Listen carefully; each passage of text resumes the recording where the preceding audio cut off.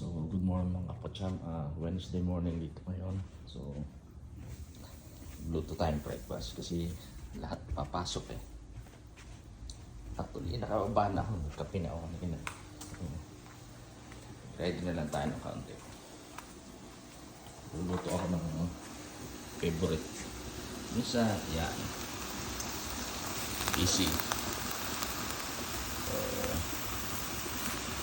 Ginagawa ko dito, may lagyan ko muna siya ng tubig eh. Para hindi agad oil. Mamaya oil. Ika ano. Lagyan siya ng oil. Yan. Tapos, lalo ko ulit saging. Luto ko saging. Lagyan ko ng egg. Breakfast eh. Minsan, okay naman yun. Kahit anong choice mo. Abay na siya. Gusto lang namin na yung banana kasi nga hindi na siya madali lang ito breakfast eh. So, habang hintay tayo dyan hinain natin yan ipaluto na yan eh. So yan ano naman ano, makikita ko bibisitahin ko naman yung mga fish natin bisitahin natin yung ano natin ani ba? So, ditiligan ko siya. Hindi ko masyado ano kasi gabi. Ayun naman, kita ko naman yung niluluto ng asan. Hindi ko siya masyadong abot dito, pero isprayan lang ito.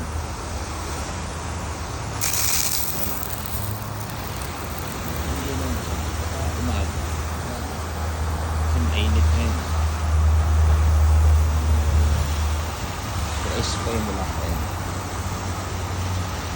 Nalalagay na rin siya.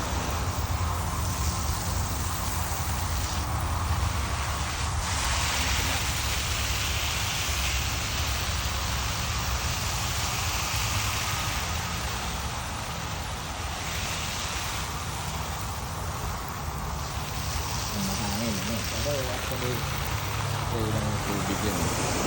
Simple.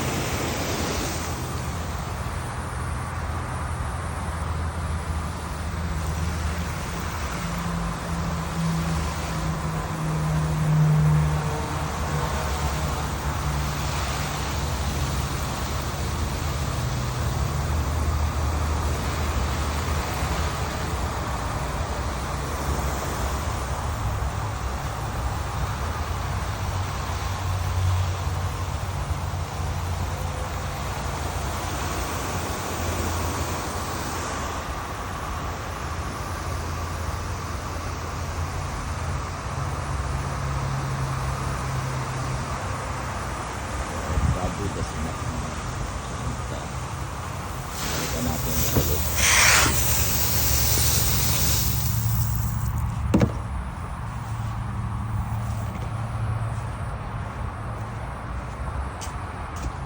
Meron pa rin ako dyan, so may diligay ko. Pero minsan lalagyan ko ngayon ng tubig yan. Ngayon ng tubig yan kasi ang bihis sa atin. Yung mga you know what, yung pang indoor lang. Dilig-dilig lang. So, ito. Para maalis yung ano na. And para maging crispy yan, mamaya lalagyan ko siya ng oil. So, ito mga ito, pinapaalis ko lang. Ito. Luto na ito. So, iwasin natin yung tubig ko.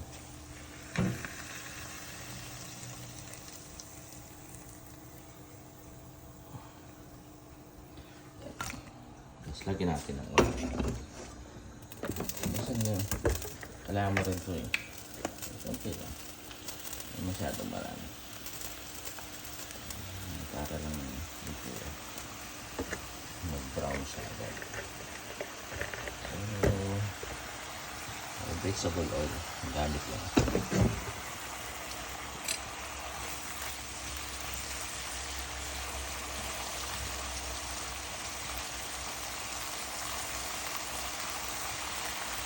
Kahit ulit na yung mga anak ko. Kaya ginagawa ko lang, kung nakaluto ako, pinipicturean ko lang yun, tapos sinishare ko sa kanila para pag-isip nila, ito na lang. So, alam na nila. Hindi na sila masurprise yan. Ay, pares lang naman lagi yan. Pero yung banana yan. Masarap yan. Parang pag sinabing banana, either malaki o maliit. Pero pares yan. Talagang masarap yan.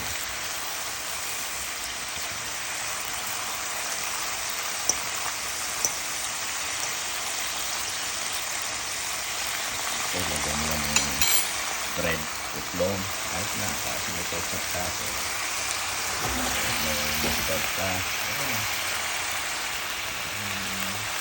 Kumain sa labas.